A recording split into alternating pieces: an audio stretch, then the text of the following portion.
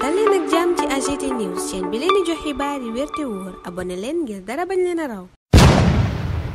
AGT News. Bismillah daleen ak jàmm ci AGT News yéenekaay yu bari mbiram Farba Ngom lanu xëyati Le Quotidien ne Farba moomaa ngi à la merci des députés maanaam fi mu ne léppam ci député yi la wekku yéenekaay bi xamal ñu ne yooye député sax daanu daje tey taxawal commission ad hoc libération ne booba lépp commission dafay tànn fukki membre ak benn buñ ca noppee yéenekaay bi ne ñooñaay déglu Farba Ngom la ta plénière ba ca plénière booba réew mi quotidien ne lanu koy futtee journal ba ne loola nag àjjuma lanu ko jàpp yéenekaay bi ne waaye takku wàllu it fas yéene wu ñoo bàyyi yëf yi mu sedd ndax ngay waajal riposte yéenekaay booba it wëlbatiku di lim député yi ñu muri seen mbalaanu kiiraay jamonoy Abdou Diouf ba tey yéenekaay bi ne waaye Macky Sall la raw ñépp li mu muri ci mbalaanu kiiraay yi député yéenekaay bi ne kenn ci njiitu réew yi fi jaar defu ko fi lu soxal Farba Ngom Les Échos ne teg nañu jéego bu njëkk APR it ma ngay waajal xeex commission ad hoc booba journal bi ne dana daje ëllëg ratification membre yi yéenekaay bi ne ñi ngi ko jàpp ajjuma waaye député takku wàllu yi tey jii lañuy daje ngir xool naka lañuy jàppalee Farba Ngom mooma ca assemblée nationale APR it yéenekaay bi ne jóg na taxaw di waajal mobilisation bu rëy ëllëg Vox Populi gis ne majorité Pastef bi taal na machine bi war a muri mbalaanu kiiraayu Farba Ngom jébbal ko parquet judiciaire financier Tribune ne revanche ub Ousmane Sonko kay moo door yéene kaay booba ni Farba Ngom vers la guillotine L'Info it noonu la gisee waxee noonu ci xëtam gu njëkk yor bi moom dikkaat ci transaction yi Tahirou Sarr def te mu teey xel lool muy milliards yu bare bari yu mu jotee ci état bu Sénégal journal bi ne mi ngi door fukki fan ak juróom benn weer août atum 2023 holding Sofico bu Tahirou Sarr daal dinay def ñeenti virement wu 1,5 milliard 2,5 milliard 1,5 milliard ak beneen 1,5 milliard jox ko SCB Haba SCB Tidiania Kanton Investment Station ak SCP Daourou bu Farba yéenekaay bi ne ci bésub fukki fan ak juróom benn weeru août atum 2023 booba it SCP Haba daal dinay def virement wub 600 millions ci Mouhamadou Ngom mooma ñu gën koo xam ci Farba yéenekaay bi ne fukki fan ak juróom ñetti weeru août atum 2023 maanaam ñaari fan ya ca topp holding Sofico daal dinay def ñaari virement wu 300 millions benn bi mu jox ko Kanton Investment Station ak Haba yéenekaay bi ne bañ ca noppee it Sofico mooma jébbal na 1 milliard 140 millions 199 mille muy frais de notaire ñaar fukki fan ak juróom benn weeru septembre atum 2023 Ismaïla Ngom di rakk ci Farba Ngom yéenekaay bi ne daal dinay joxe ab chèque juróomi téeméeri million ñu war koo encaissé ci turu SCB Daourou ñaar fukki fan ak juróom weeru avril atum 2024 yéenekaay bi ne SCP Daourou mooma daal dinay viré 498 millions 500 mille francs ci compte Farba Ngom yéenekaay bi ne ñaar fukki fan ak juróom weeru avril atum 2024 SCP Daourou mooma daal dinay viré 498 millions 500 mille ci compte Mouhamadou Ngom di Farba Ngom ñaari fan weeru mai atum 2024 Kanton Investment Station daal di def virement wu 209 millions 500 mille francs CFA ngir SCP Daourou yéenekaay bi ne lu soxal titre foncier 18634 DG bi nga xam ne moo mujjee doon 15108 NGA Tahirou Sarr daal dinay jot ci trésor public 2 milliards 152 mille 500 millions de francs CFA maanaam ñaari milliards yu teg téeméeri millions ak juróom fukk ak ñaar titre foncier bii di 7129 DG mujjee doon 13503 NGA Tahirou Sarr daal dina cay jot ci trésor 7 milliards yu teg yéenekaay bi ne ñetteelu titre foncier bi di titre foncier 8671 DG njiital Sofico daal dinay jot ci trésor public 3 milliards 399 millions 375 mille francs CFA journal bi laaj ndax CENTIF daa gëmm bëtam ci lii lépp di lu tey xel lool l'observateur ne yooye mbir yu tey xel nag banque yi ko jéebaane mooy CBAO ak Ecobank ñii ñoo joxi xibaar CENTIF ba waral mu daal di jokkoo parquet judiciaire financier ci koppar yooye nga xam ne njortu nanu ne koppari réew mi la te mujjee réer ci ay société écran yéenekaay bi ne Tahirou Sarr noona mu doon jokkalante xaalis di flux financier ba amul dara lu koy justifier waral it yéenekaay bi ne virement yam doon def mujjee lool jaaxal banque yi yéenekaay bi ne loola tey mi ngi mujjee ci mbiram blanchiment bu soxal téeméeri milliards ak ñaar fukk ak juróom yooye ñu jokkalante l'observateur noppi ca loola xamal ñu itam ne Mahmadan Sarr mi doon luye oto yu bakkane nguuruk Macky Sall daanu na ngir fukki milliards ak ñeent yéenekaay bi ne kooka koppar yu takkoo takku la jot ci nguur gi fi ne woon lataa Macky Sall yi génn réew mi waaye li ne ci danger dëgg juge dem ne mooy justice bi nga xam ne politique génnu ci ba tey moom magistrat ba tekki ndombal tànkam ma ngay xamle ca yéenekaay yu bari ne justice bi loxol politique yi génnu ci te loola nag mu ni gënu di fàttali li xewoon atum 2012 ak traque des biens mal acquis bi Macky Sall sumboon Walf Quotidien mi nu yeggee kàddu juge dem mooma it ma ngay xamle ne justice bi jox na dëgg Ousmane Sonko ci mbiram Farba Ngom ndax moom Farba yéenekaay bi ne ca pôle judiciaire financier la mujjee jëm yéenekaay yu bari it xëy ci mbiram Samuel Sarr ak coowal West African Energy ki ko tax a dugg kaso lii Quotidien ne waaye juge ba contre expertise ba mu commandé woon woon daa setal wecc Samuel Sarr mooma. Libération dëggal ko ne expert judiciaire bi kay lépp lu rapportu cabinet Mazars booba waxoon wekki na ko teg yéenekaay bi ne lu soxal flux financier maanaam koppar yi nam doon duggéeg di génn chargé avantage bien service gisuñu ca lenn loo xam ne Samuel Sarr def na ko te jaarut yoon. rapport définitif bi nag yéenekaay bi ne daanu ko jébbal juge bi bu ay avocat moom Samuel Sarr defee seeni observation ba noppi. yéenekaay booba it noppi ca loola dikk ci koppar yi nu leboon ca BND te garanté woon ko ay terrain yoo xam ne dañoo xayma woon seen njëg ci lu ko ëpp fuuf. yéenekaay bi ne BND def na plainte contre X pour faux usage de faux et escroquerie. Barthélémy Dias moom booba lépp journal xamal ñu ne gannaaw mairie bu Ndakaaru ak mandat wu député am ci assemblée nationale ñàkk na itam présidence bu métropolis. Vox Populi ne Barthélémy Dias kay noppeegu ta daanu la descente aux enfers se poursuit pour Dias fils la booba lépp journal wax. xabaar ñu itam ne métropolis gëmu jiite woon tekki nanu fa ndombal tànkam gannaaw ba nu tekkee ndombal tànkam ca mairie bu Ndakaaru. mairie booba sax fa la nu point actu bu ne nu Khalifa Sall la ngay jéem a xool nu mu dellusee par procuration maanaam yabal keneen. journal ba ne birakan ma mu tànn nag consensus amu ca taxaw maanaam ñépp ànduñoo ak moom kon kooka bu maywul dafay ñàkk. bennoo it yéeni cabinet la ko néewal doole foofa mooy ñàkk déggoo gi diggante Seydou Gueye ak docteur Malick Diop rax ci dolli Abdoulaye Diouf Sarr mi rocceeku. Barthélémy Dias moom yéeni cabinet ne daanaka amatu fa dara ndax conseiller yu bari dañu koo mere ci nu mu yoree woon. ministre Abbas Fall ak directeur général bu SICAP Mouhamadou Mactar Magasuba yéeni cabinet ñooña la nu njort ne ñooy doon candidat wu Pastef. njiital Pastef Ousmane Sonko di premier ministre teral quotidien ne tukkeem ga ca Mauritanie mbégte mu rëy la ca amee yéeni cabinet rawatina ak ba mu dajeek président Gazouani ba gis ne seeni gis-gis ñoom ñaar benn la daanaka ci diggante Sénégal ak Mauritanie. Vox Populi ne moom Ousmane Sonko yoon wu rëy la xàllal partenaire privilégié yu mel ni Mauritanie. moom premier ministre mu xamle ca booba lépp yéenekaay ne ñi ngi xalaat ci loi boo xam ni patriotisme économique lay soxal waaye nag dana beral loxo yenn partenaire privilégié yu mel ni Mauritanie. diggante Mauritanie ak Sénégal Le Soleil gis ne secteur privé bi xàllal nañu leen yoon wu rëy yéenekaay ba ne loolaa tukkee ci waxtaan wi Ousmane Sonko sekkoon ak président El Ghazouani. moom Ousmane Sonko nag dogal bi mu jël keroog di centraliser dépense d'investissement yi ca primature ay borom xam-xam ci wàllu koom ña ngi koy càmbar ca Sud Quotidien. booba lépp yéenekaay jox ci kàddu Mor Gassama ak Souleymane Keita di jàngale ca université bu Ndakaaru. coppite gu réy gi ci njàng mi ci Sénégal critique moom la xëye muy anglais bi ñu dugal ci préscolaire ak élémentaire un pas de géant dans la réforme de l'éducation la ko yéenekaay bi tuddee ne coppite gu réy la doonte nag ay gàllankoor gis nañu ko ci ndorteel gi ak jàngalekat yi àndul ak ministre de l'éducation ca moomale coppite ndax ne lañ doon laaj joxuñu leen ko. réew mi quotidien ne jàngalekat yooyu it ñu bari ca ñoom boycotté nañu ndorteel gi démb. waxtu woowa Direct News dinu yëgal coppite gu am ci wàllu transport rawatina ak transport en commun bi yéenekaay bi ne gannaaw ndam li ñu am ci BRT CETUD songu na transport en commun bi fas yéene ca indi coppite gu rëy mi ngi soxal fukki ligne ak ñeent ci ay bus ak 380 bus à gaz yoo xam ne danañu ko indi fii ak